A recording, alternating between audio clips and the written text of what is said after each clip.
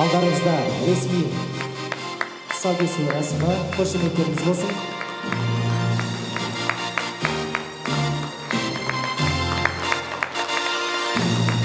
Отандық арнайы қызметтің хроникалары және мемлекеттік шекара кітаптарының бүгін өздерінің тұсаукесері болды.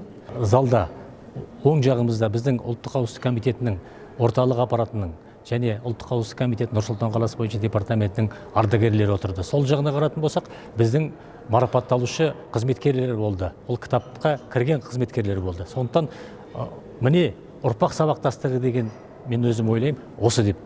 Неге десеңіз, біз өзі шақырып отырғанда мақсатымыз осы болған болатын. Ұрпақ сабақтастығын көрсету қызметкерлерге. Оң жағымызда ардагерлер сол кезде істеген. Ал сол жағымызда қазіргі ұлттық қауіпсіздіктің арнайы қызметте жүрген қызметкерлер. Сондықтан мен ойлаймын, бұларға арнайы қызметте жүрген қызметкерлерге ол үлкен бір ықпал болады, көмек болады деп ар жағында.